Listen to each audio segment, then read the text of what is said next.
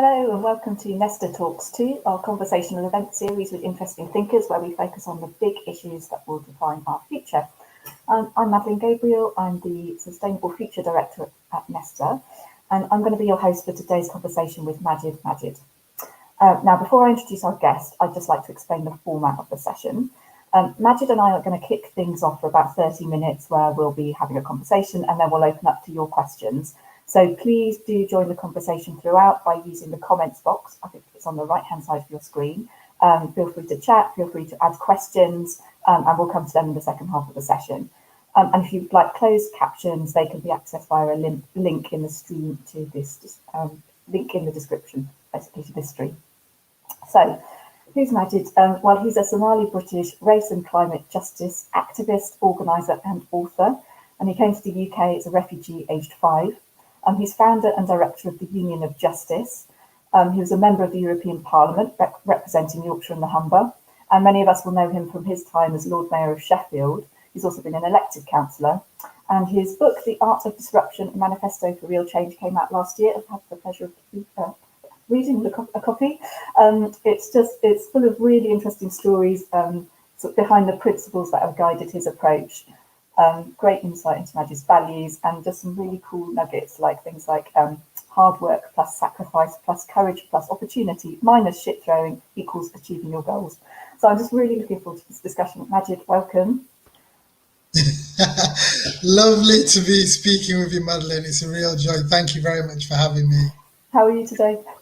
I am good, thank you very much. It's always sunny in Sheffield, but honestly, that's not.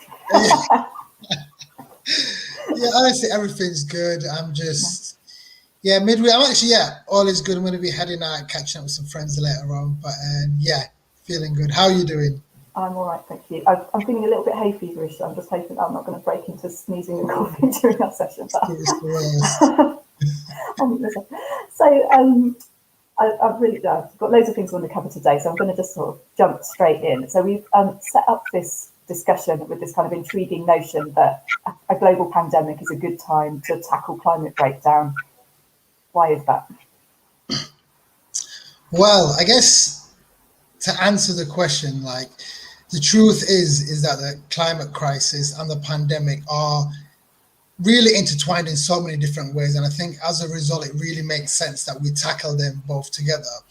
So if you kind of ask what the connections are, so they are both a calamity that recognizes no borders. They both require collaboration between countries without exception, and they both have absolutely no care for economic consideration whatsoever.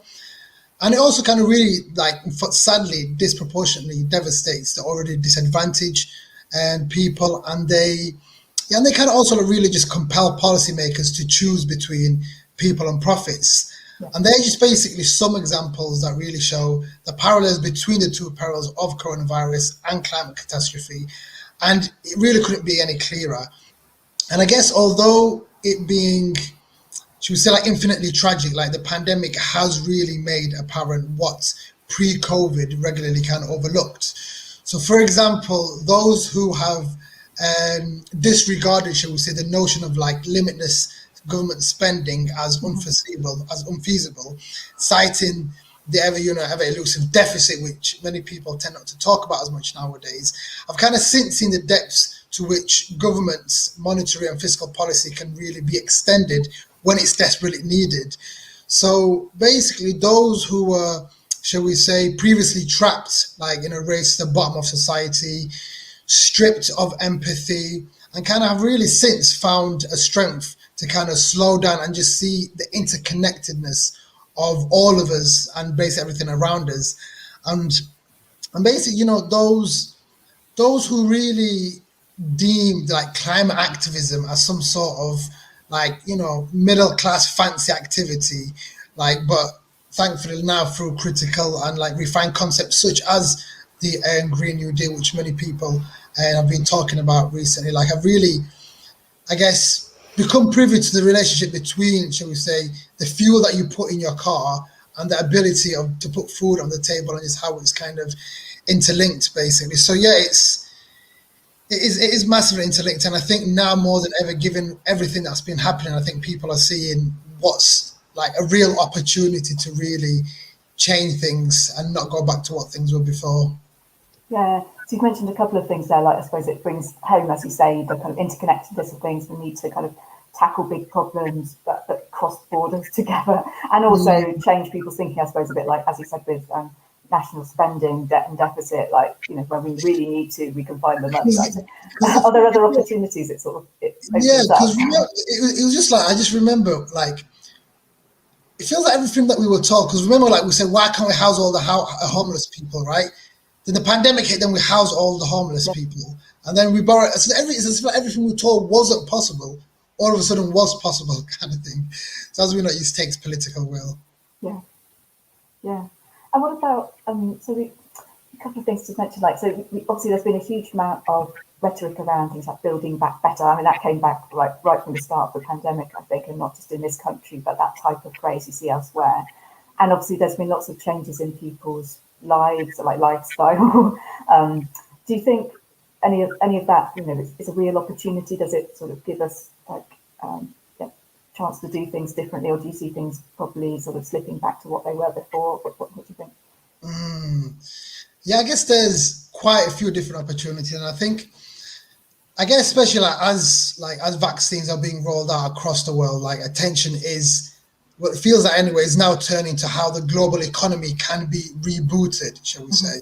And of course, at the same time, like with unemployment soaring and the economic hardship absolutely mounting everywhere, many people and leaders will and are sadly currently are facing a lot of pressure to reinstate business as usual, and especially and as quickly as possible at that as well. But of course, we all know that doing like, it just seems like it's not a neutral act, and of course it would not, like, in my opinion anyway, it would, like, in fact, like, be an active, she was an active decision to deepen our environmental crisis.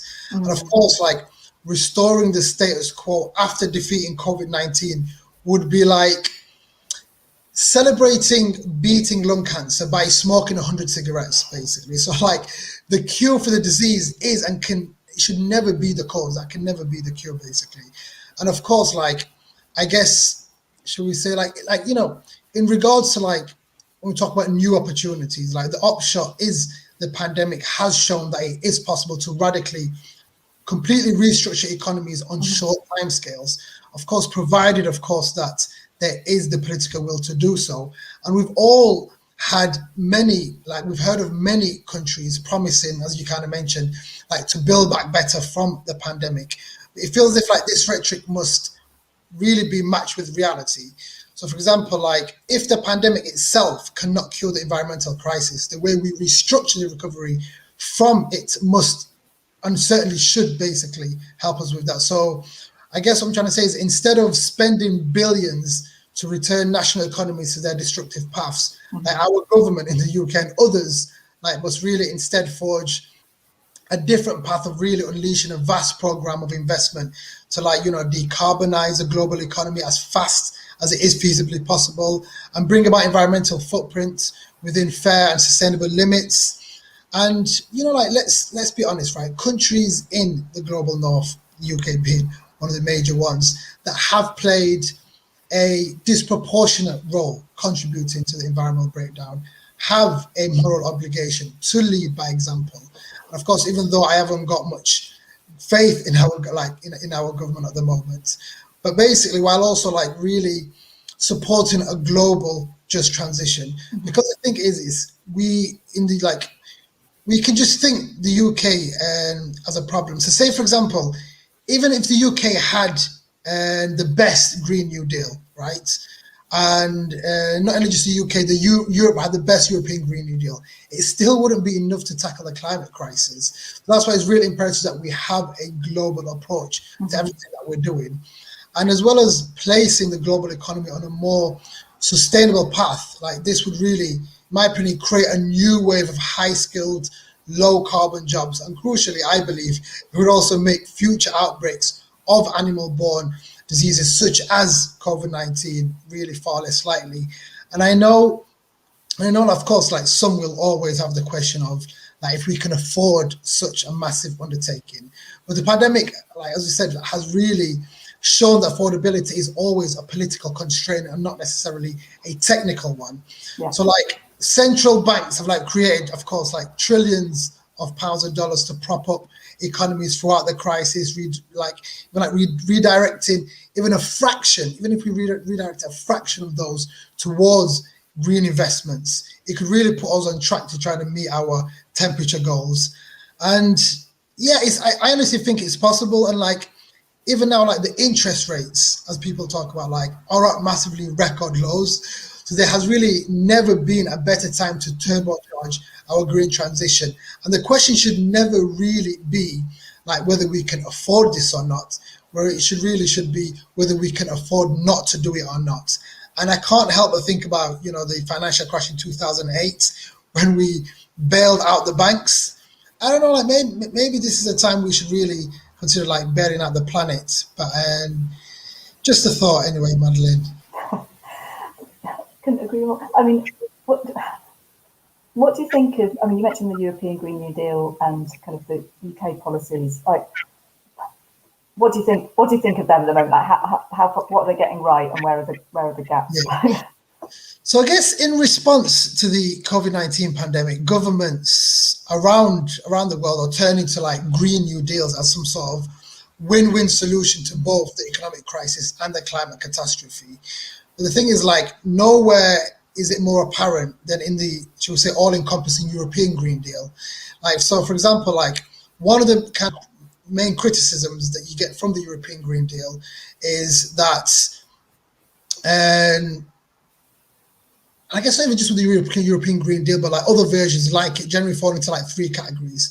So the first one is that the European Green Deal clings onto the idea that absolute decoupling of economic growth and environmental impact is possible. So in other words, the plan basically assumes that we can achieve green economic growth at the same time as dramatically reducing CO2 emissions, which is just complete BS. The second one is like, the second criticism is that it has a blind faith in technology. So like what I'm trying to say is like of course renewables are without a doubt a huge improvement on fossil fuels, but they lock us into multiple dependencies on scarce raw materials. And this really kind of leads to a shortage of lithium, cobalt, nickel, and other kind of rare metals. I think they predict by the year 2050. And elements that are mainly concentrated in countries like your Democratic Republic of Congo, Chile, and Indonesia. And this would, of course, cause severe impacts for those communities already suffering under extractivism. And the third criticism he kind of gets is, I guess that the framework, shall we say, promoted by the likes of the European Green Deal subordinates the public interest to private gain. So you'll have like the availability of massive public funds like the EU £750 billion post-pandemic recovery instrument. But that's like prompted large energy companies like your BPs, Shells, to speed up their greenwashing, to kind of really then present themselves as essential actors in the recovery and transition. So even like the structure of funds themselves effectively squeezes out other actors such as your small and your medium-sized enterprises. Reason being, like, the timelines are too fast, the funding volumes are too large, and the process is honestly just a bit too bureaucratic in itself. And I think one of the examples is that in Spain, one of the large funding that they kind of got, large consultants that kind of got it was Deloitte, and they've basically been given a big contract to run a lot of these, and it just feeds kind of into that whole kind of narrative. And so I guess in terms of like what kind of Green New Deal do we need that we kind of like, what I think would actually work is, well, more and more people, shall we say, are realizing that we need to emerge from the pandemic with healthy public services, properly valued care and domestic and work, and just like a sustainable and just economy. But it's kind of becoming more clear that the European Green Deal will not really deliver on this promise. However, there are really things that are really optimistic, like proposals offered by social movements, which are often, the results of years of painstaking work by charities, civil society groups, offer like a really more hopeful one. And to give you an example, like there's an organization called Green New Deal for Europe, promoted by European activists and researchers, which really proposes putting the care economy, public services, and participatory democracy center stage of everything. So like instead of the kind of current obsession with economic growth and financial economy, especially in response to COVID-19 pandemic, one of the things that they've basically called for is really interesting things like the creation of a European healthcare standard, a minimum income for carers, and a 4-day kind of working week. So it kind of basically leaves many who kind of care about the environment, environmental emergency in some sort of bind.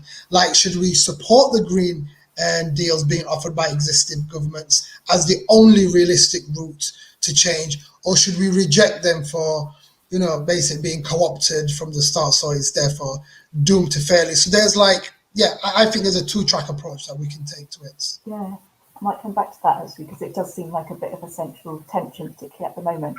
But I thought this might be a good sort of moment to sort of move on to what you're doing now. So you founded an organisation called Union of Justice. Tell us about it. What to do? So Union of Justice, we're an independent people of colour-led organisation that's dedicated to the intersection between racial justice and climate justice. And of course, we maintain there's a clear and crucial connection between both. We can't talk about the climate crisis without recognising it's also an inequality and race issue. And we're basically made up of a team of activists, researchers, artists, and elected representatives from across Europe. And there's 3 main pillars that we have. So number one, we empower people, where we building a vibrant people of colour network across Europe, where we facilitate training so those most affected by the climate crisis are equipped with the skills and the knowledge to bring about change in their community. Second pillar is influence. And as we say, we're not a neutral organisation. We can't afford to be neutral. So we openly and proudly advocate for positions and policies that in any way promote racial equality and climate justice. And our third pillar is change, where we basically campaign for radical change and in everything. It's a source of engagement with the public and the gel that kind of connect in each of our operations. So whether that be rebutting eco-fascist narratives or pushing for a globally aware, just and European Green New Deal. And you mentioned this a bit, but can you tell us any more about the links between racial justice and climate justice? I mean, it might seem obvious, but it'd be wonderful to sort of set it out. Yeah, so the effects of the climate crisis everywhere are massively unequal and unfair. It was created by the privileged few, mainly by global north, but it is sadly hitting the global south and ethnic minorities, even in the global north, and marginalized communities the hardest. And honestly, without a radical and rapid change, of course, this unjust trend, it kind of just adds itself to the already other profound historic injustices Black and brown communities and marginalized communities across the board and across the country really already confronts. So we also it's just important to basically ensure that centralized projects, whether that be policies, decisions regarding any climate action, really don't worsen injustices Black and brown people already kind of face. So as we say, it's important to emphasize that climate justice and climate transition demands that we are not just kind of talking about it, but it's just an inclusive and diverse in outlook. Just to kind of give you one example, is it's a sad example of the tragic death of Ella Kissa Debri, which many people would have kind of come across, who was a 9-year-old girl from South London who died from air pollution. It's just another example of how poor communities, which frequently are also ethnic minorities, are often concentrated around main roads in major cities, suffer consequences of decisions made by people who often have absolutely no idea of their plight.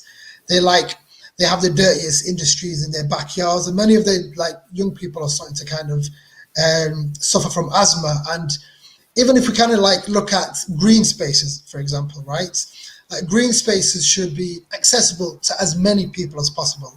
And it's even been proven that you are more likely to visit green spaces if you do not have to travel far to reach it. Yeah. But, sadly, it isn't accessible to many people. And it's been said that someone's postcode is a better predictor of their health than anything else. And if we really deep and even kind of really look into it, where people live has been shaped by a long history of racial discrimination, both explicit and implicit. And even like national government, our national government, as well as local governments for that fact, have often invested in improving, shall we say, a neighborhood by planting trees, building parks, generally beautifying the area while completely neglecting other areas. And yeah, I like class does also play a big role in this, as the nature gap is directly correlated to the wealth gap as well. So it's the injustices are really everywhere. We're just talking about ecofascism, so let's pick up again there.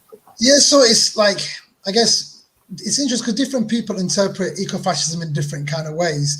But in a sense, it's like the ideology where like environmentalism, that kind of like everyone should adopt environmental friendly lifestyles, irrespective of their personal wishes, preferences, or needs. And that's where you get like certain conversations about like we need to reduce the population, and kind of therefore it really kind of just affects sub kind of section of society, and it's a kind of extreme kind of method really. And it's kind of like you tend to like interestingly kind of see it a lot in kind of like South American countries, and so it's kind of being a more kind of a popularized term.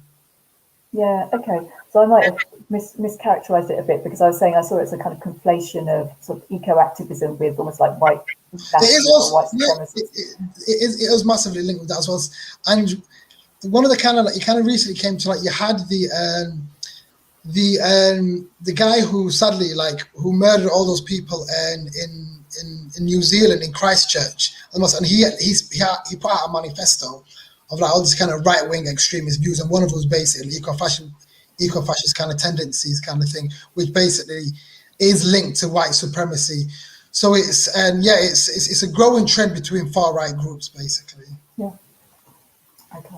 And yeah, I was also reflecting a little bit on the extent to which climate activism and kind of concern for the environment and sort of a willingness to kind of support policies towards carbon reduction or net zero are or aren't a front in the culture war. And I kind of think it's not, in my view, it's not become a massive culture war issue yet, but you can sort of see some kind of emerging dangerous shoots, right? And I guess ecofascism also, the adoption of some of these narratives by far right groups could be one of those. But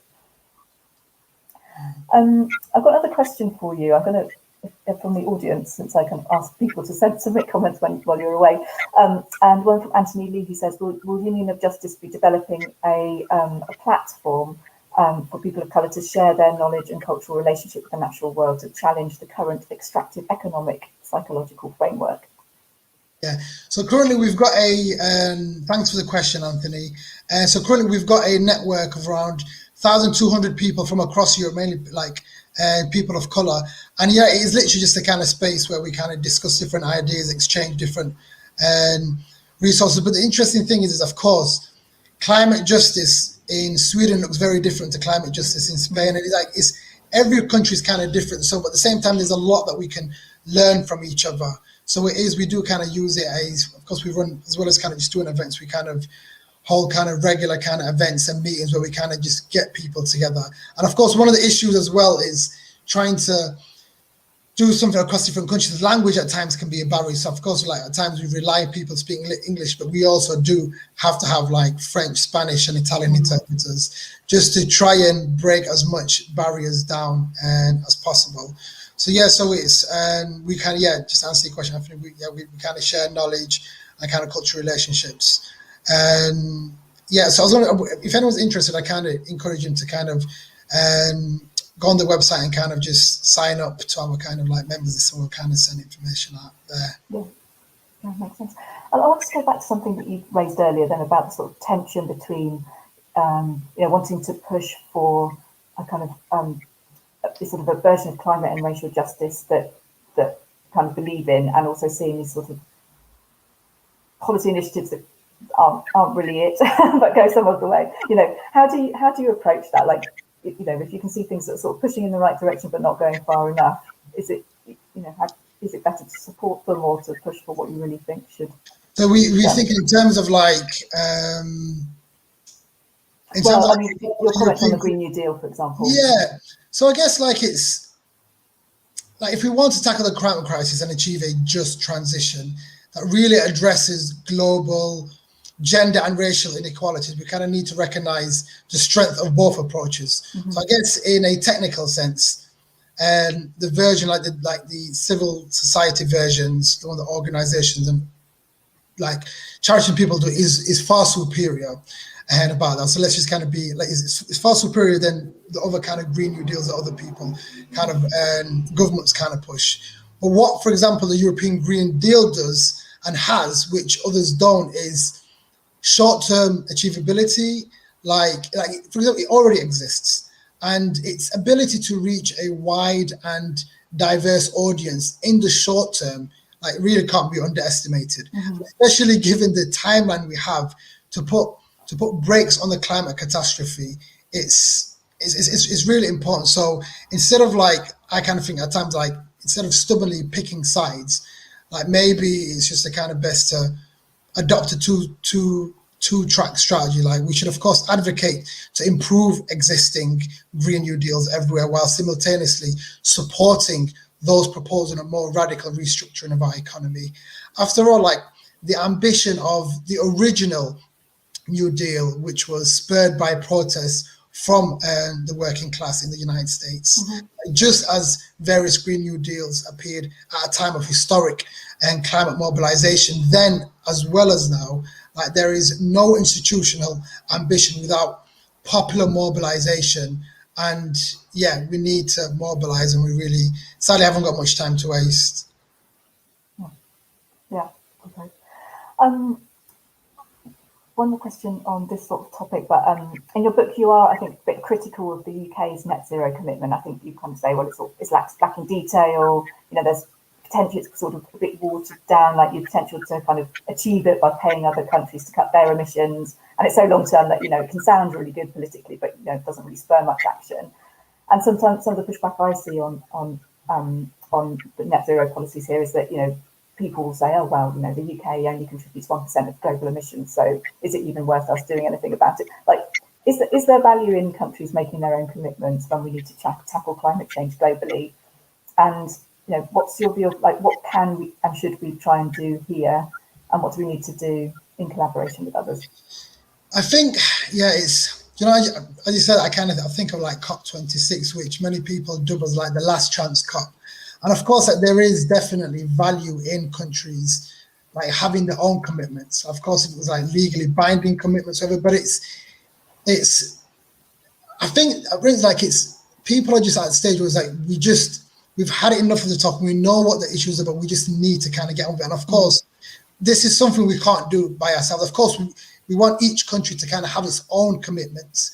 We also need to kind of work collaboratively because it's a global fight, because it's one of the few things that affects everybody. Of course, it affects people disproportionately more than others, but it is a global problem. And it's the one thing that kind of like we've got in common is our kind of planet. So of course, it is something we kind of work on together. Like, of course, you think COP is a great place to kind of really get together and try to really have something kind of concrete kind of thing. And of course, a lot of it as well, it has to be, as I kind of mentioned earlier, is it can't be like, this is what we're doing in the global north. We're doing our part. Everyone else kind of needs to take care of itself, which is what Ursula von der Leyen, the EU Commission President, said, because it's responsible of every other country, which is, we know it's completely not, it's not true, because like we can't look at this as a one, like we've done our bit and that's it kind of thing. But but the thing is, it's like, it does need to have like, of course you need to have like influence. You need to like, we need the grassroots and organizations and people to kind of do that. Like, it's going to require the effort of every single, because we can't just rely and put it into the hands of elected representatives. They can be like, yeah, they'll kind of sort out our mess, but it's not going to happen. So yeah, there's many different, and honestly, there's loads of examples of where people are collaborating, whether that be sharing data, whether that be like coming up with solutions. It is just something that is like, we need to have everyone's input and approach to it. Yeah. Okay, that takes me on to the next question, because I'm going to ask a bit about the role of individuals, not just people. What can we do? And I was going to sort of frame it by saying, well, quite often when we talk about tackling climate breakdown, there's quite a lot of emphasis, I suppose, on what you might read in the media or whatever, on individual behaviours and choices. So like what we should all be doing differently, driving an electric car, eating less meat or whatever. But some people, on the other hand, would say that's completely misplaced because climate breakdown is caused by global structural forces like investment of billions in fossil fuels by the UK, the world's biggest banks, and so on. So my first question is, like, can individuals make a difference? And secondly, what should we be focusing on? Is this about our individual behaviours and choices, or about political action, or something in between, or all of that? Yeah, it is a bit frustrating, I'm not going to lie, because it's always like, oh, the little man they need to sort everything. Of course, like everybody can go get rid of plastic straws. That's not going to stop what we saw when the whole entire sea was on fire. Was it like last week or something? Like, it's like, how many more dystopian nightmares are we going to have to watch kind of play out on a kind of news feeds before our elected representatives and leaders can like really just sum up the courage to kind of act and be like, yeah, we can't play both sides on this. Like, there really isn't any future like being like on a fossil fuel dependent economy. So of course it's everybody can do something. Like, it's, I don't like if you're a comedian, do some funny content, bring awareness. If you're a writer, write. Like, if whatever it is that your God-given talent is, there is something for you to basically, if you've got money, donate to worthwhile causes, lobby basically your elected representatives, go out and disrupt kind of thing, like whatever it is. But the thing is that we can't afford not to do anything kind of thing. Of course, it's not something that's like, it's the ordinary, like, it's not, like I said, we can recycle all we want. It's not going to be enough, basically, right? I think the emphasis I tried to get at that is we can't afford to be indifferent about it, right? And I think it was it the philosopher and Heschel that said, and indifference is more insidious than evil itself, kind of thing. So basically, we just can't get it. We can't afford to kind of like, even if it like it doesn't affect us at the moment, because one of the narratives which I always kind of push back on is when people say, oh, we need to do this to protect our future. Like, whose future? Like, for a lot of these people, is real life is happening right now, kind of thing. Like, there are people, like, they predicted by the year 2050 it's going to be over 200 million people who are going to be displaced from their homes, right? Currently, even in the South Pacific, there are people who've actually had to leave their islands, their homes, because it's flooded and it's underwater. And you're like, well, how do we even like come to repopulate an entire community into somewhere else? Like, there's so many things that are literally, there's droughts happening like all across. It's like, why do we have to wait until it hits us to kind of like, for us to kind of do something? But it also kind of like, I don't know, there was an interesting book about it where they basically had the idea of setting up like a ministry for the future, kind of like really like, okay, these things are going to happen. Instead of just reacting to it, how can we get ahead of it, basically plan? So how do we really like populate people? All these kind of things that are going to happen, how do we kind of prepare for it? For example, like from the little bit of internet research that I did, the only country that that kind of compensates if you to lose your house to a climate disaster is France. They will actually pay you money, like they'll kind of pay your house if your house gets done. But that's like, it's even like legislation and law, it's all really far behind. There's nothing like there's so much work that kind of needs to be done, and there's so many like interesting organizations. There's one organization that really predicts where climate conflicts will take place in the future. So it kind of maps out all the risks and be like, there's going to be a like conflict over water in this area, and they kind of try and mitigate those risks before it kind of happens. So there's always kind of interesting things like that happening all the time where people are working collaboratively together and stuff. So we need more of it for sure. Yeah, I mean, that actually links to a question we've had through the comments. Would you recommend any young activists you're working with? So this is from Marika Navin. Who you tell us about sort of exciting stuff you're seeing and hearing. Who should we be following, for example? Yeah, so like, it's honestly like just the other day, for example, like there was a couple of like young activists group of like young Muslim activists from a school in Sheffield, and they really like, because again it's this whole thing of like, let's be honest, the climate movement is predominantly white dominated, and it's got a history of it is so that a lot of time it's being focused on environmentalism, never really kind of looked at it from an intersectional approach. So what's interesting is like the young people, the youth, are the ones who are the catalyst, like for so much different input, for so many different changes. And these group of young Muslim lads, they kind of were talking to their parents about the climate crisis and how basically we need to kind of do something about it. And the way they kind of related to their parents, what worked for them is their parents are immigrants from Bangladesh and others like populations from the global south, and kind of like it was something that their parents could kind of relate to, kind of thing, because they see what's happening in native countries. And as a result, their parents then kind of brought it up to the local imam in the mosque, and then the imam literally used the Friday sermon to solely talk about the climate crisis, which is not a topic you tend to hear about in religious sermons, kind of thing. And then you've literally even like religious groups have got such a big role that they can kind of play in terms of, that could be a whole different discussion in terms of like, can God save us or whatever kind of thing, but it's like the religious they play a real influential role. And it is like in America, they definitely do, the evangelicals, and they definitely, but religion as a whole has got a big role to play. And Pope Francis even actually wrote an op-ed piece about climate and religion, which was really, really interesting. But there's honestly so many amazing groups of mainly majority young people kind of thing. And especially at a time like this, of course, we tend not to hear about as much along the time, because like even like globally, you've got like, I know we've all heard of Greta Thunberg, who is an amazing champion. There's so many other people like Zia Bastida, like you've got Ilma Hurst, you've got so many different people doing amazing kind of things. Vanessa in Uganda, like it's and like it's one of the things we do at Uni Justice is really try and champion and like promote those voices as much as possible. Yeah, brilliant, thank you. There's a question from Anne Biggs, who says, there is a lot of discussion about the climate crisis and how it affects marginalised members of society, e.g. by geography, class and race. I found less on the impact of women. Do you have impact on women? Do you have any further info?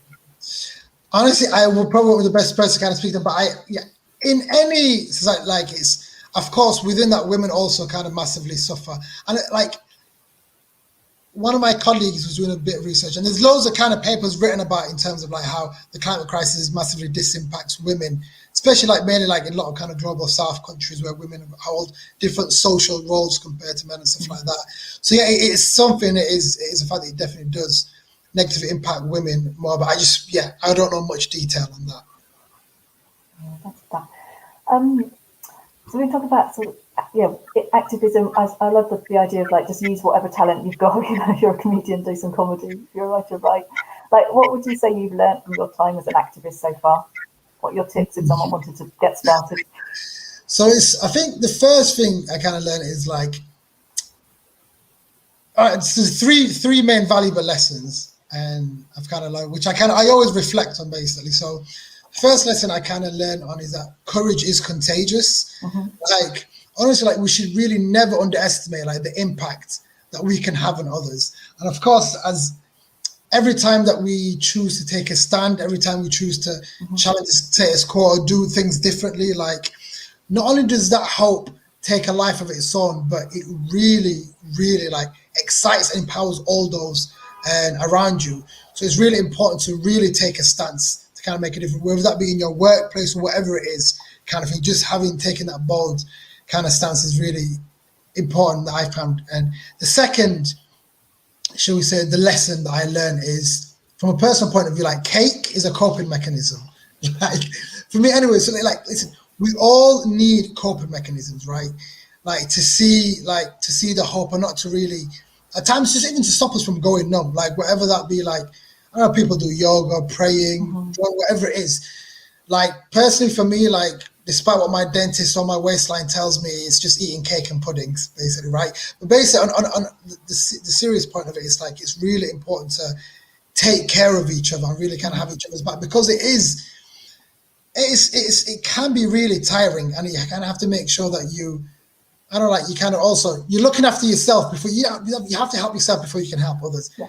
And in the world of activism, you can easily burn yourself out, kind of thing, easily. So it's also kind of knowing that you don't have to do things alone. Like whatever you're passionate about, regardless of whatever niche it is, there'll be a community for you, whether that be in your local community. If not, there's an online community somewhere, but you don't have to do things alone.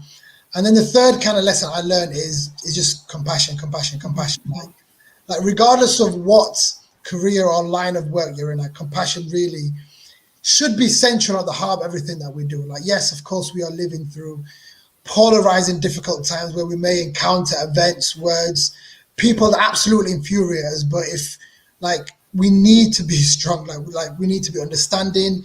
We need to work collaboratively. We also kind of really need to show compassion, because compassion is the ultimate manifestation of strength. And for me, that is something that really kind of is like the bedrock of everything that I do. Yeah, it comes through really strongly in your book, like how you sort of use that like throughout your career so far.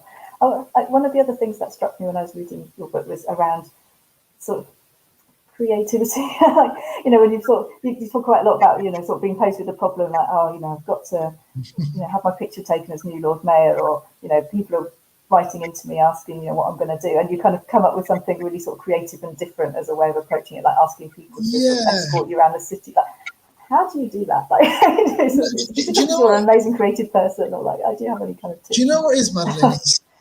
I kind of go back to a quote that Maya Angelou said, which I'm going to butcher, but she said something along the lines of, people don't necessarily remember what you say or do, but they remember how you make them feel. Mm-hmm. So, excuse me. So I always try and think, how can I engage people on an emotional level to make them do something? Like like I sometimes think of like, there's a reason why like Martin Luther King didn't say, I've got a 10-point plan because I have a dream. Like, he was really trying to invoke emotion to get people to act, to do something. Especially, in an age where people's attention spans are short and there's so much information out there. I always try and think of, how can I grab their attention, but how can I like emotionally like get the like engage on an emotional level to kind of do things, which then kind of really forces me to think outside the box. Of course, you're not going to get things right all the time, but it is just this thing of like, okay, this is how traditional things are being done. Like, for example, there's a campaign like the All Grieve Truth and Justice campaign in South Yorkshire, Miners campaign, right, in Sheffield. Everyone's like, listen, and I want to support this campaign. I was like, oh, just write to Sajid Javid, who was like the Home Secretary at the time. Right, I'm like, why is Sajid Javid going to read my letter? He gets hundreds of letters, right? And I it wasn't necessarily for him. So I just thought to myself, okay, I'm going to write a letter, but I'm going to do it on Yorkshire Day, which was the 1st of August. So I wrote it in a very Yorkshire dialect, which was quite ridiculous and quite funny, but it was like, and it made the news, and people writing, people said, is it appropriate for somebody to write to the Home Secretary in a very, but it did its job. Its job was to get people's attention, to get people talking about this campaign. But had I followed the normal traditional ways of just writing to him, Saj would have replied back to me. Nobody would have cared, or nobody. Just kind of just motion, just trying to engage people, like whatever. It's just trying to just think like create. And I always think like creativity is like where we haven't got like resources of money or whatever. It's creativity kind of fills those gaps. I was just trying to find it in your book because I did love that bit. Yeah, with the sort of, you're like, hey up, Saj.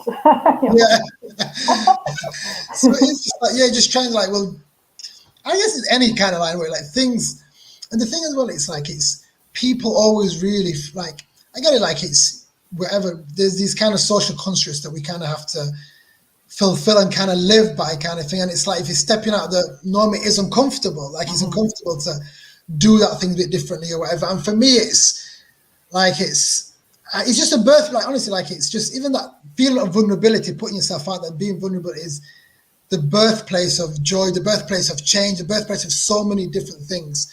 And I always try really lean into that kind of thing as much as possible.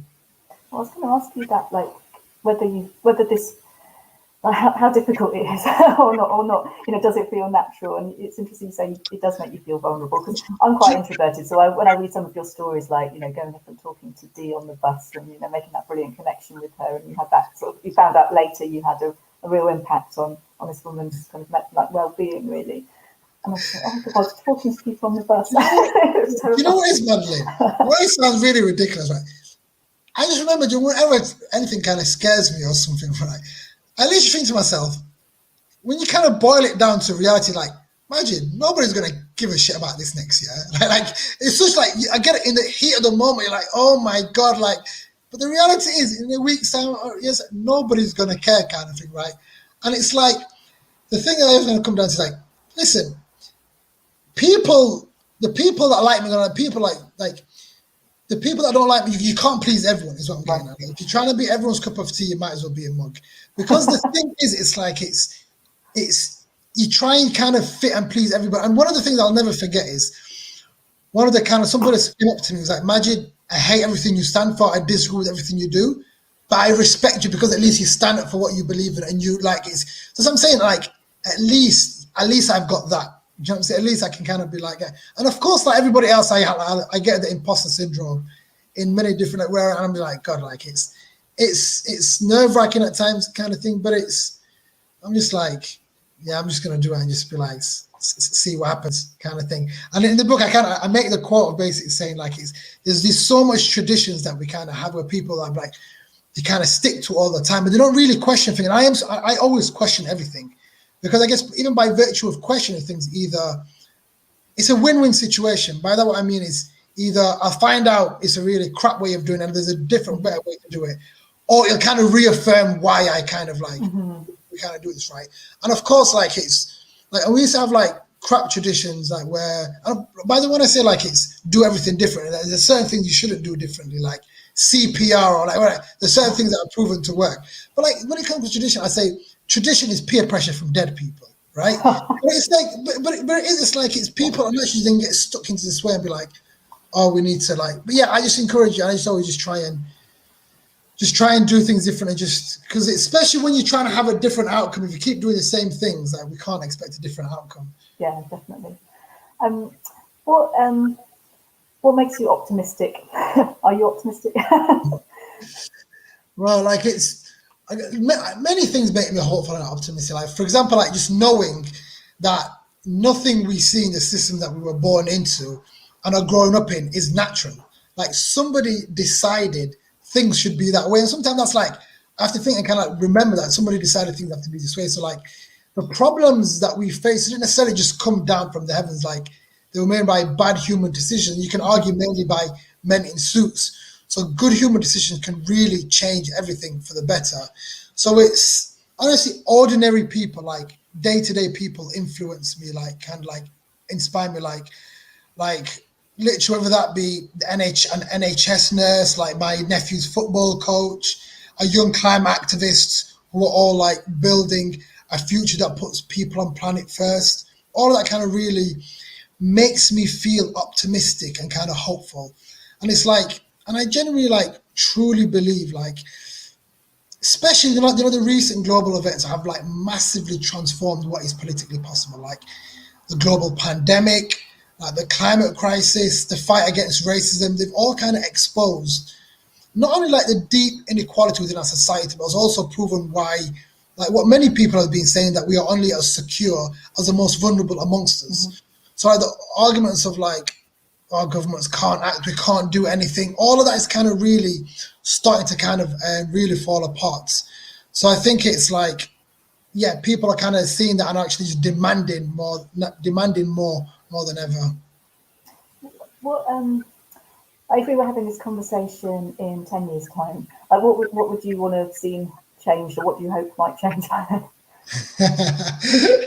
guess what we hope, because the thing is, honestly, you can't predict anything that's going to happen. But I guess in 10 years' time, I'd like to think, well, that'll be like 2030, like we're carbon neutral. I'd like to think everyone, like, not only it's like not just a case of we're just doing fine, we're surviving, but we don't want to, ideally, we'd be living in a world where we're also kind of thriving, where people kind of like food banks are closed, we're not having to rely on food banks. Like it's just that we, like, people on planet as a whole, kind of like we understand and we recognize and we like adhere that we value people on planet, and like people on planet just kind of thriving. That's like I know like it's a very vague answer, but I'm pretty sure the alternative is too bleak. Like it's like I can never like be in a state of despair, basically, right? It's like, I know, like, especially as recently, like the amount of people I hear like that argue like, oh, like there's no point doing this, like even like people say governments are really weak and powerless, like there's little that I can do, like, and just people kind of just feel disempowered more than anything else, right? And I think like the realms of like what is possible is dramatically changing. I think people are starting to kind of realize that the alternative of sitting this one out is basically just too bleak, and people realizing it is we can't we can't accept to kind of be in a constant state of despair, because not for ourselves, not for our family, not for our friends, not for our community or our wider community, the planet as a whole. And it's, yeah, we just have to do so. That's why it's like everyone just do something, even literally, even if it's like having difficult conversations with your family and friends, even literally having conversation with your family and friends, that is at least doing something, because people times think like, oh, I haven't got a fancy title as a Lord Mayor or an MEP. Like, what can I do? Kind of thing. Like, there's a lot that you can do. There's a lot that we can do, kind of thing. But it's just doing something. Yeah, got it. Yeah, I don't know. Like for me, I'd love it if in 10 years' time we felt like we were getting on top of this. You know, like instead of always seeing bleak stories about something else that's awful that's happening in the world, it just felt like things were moving in the right direction. Yeah, and do you know what as well? It's like it's in terms of like you hear a lot of people say like it's a lot of people just don't tend to connect or engage with the climate struggle as a month, because a lot of the time their short-term needs out trumps what might happen in the future, kind of thing, right? And also like, of course, even though we see dystopian things, like who would have ever thought we would have seen the ocean on fire? It was just such a like honestly, I thought it was a movie trailer to begin with. But the thing is, it's like we have to really set a positive narrative, a real hopeful. And that's what attracts people. Like, of course, scaremongering, like it's a reality and it works, and like it's got its place for it. But we're not going to get people on board by scaring them into, like, you can't scare people into doing things. But it is this real feeling of basically having to like set this real positive vision of what the world, what the future, what a more compassionate, sustainable Britain, Europe world looks like, kind of thing. And by putting that real hopeful vision out there, that's what's going to attract people. I think we'll need to draw it to a close in a minute. So I just want to go back to the point you've just made about doing something. If we're going to do something, if we, your listeners, we're going to do something tomorrow, like what should it be? Honestly, like honestly just educate yourself. Like honestly, like read an article. Like, I'd like to maybe like, I don't know in terms of like the people I hear if they're very kind of switched on or whatever. But even myself, it's a constant learning thing. I don't know everything. I'm always learning about different things, and it's an ongoing process. So at the very least, the more we could, for me, just learn more. Like read a book, and get book on something, or like read an article or whatever. It's like there's podcasts. There's so many different mediums to learn, but it's just learn something you didn't know. Right? Just learn something. Someone asked a question about ecofascism. Learn about that. Read up on that. Just learn about something you already didn't know. Brilliant. Thank you so much for taking the time to speak to us today. No, thank you so much, Madeleine. It's been a real pleasure. Really good.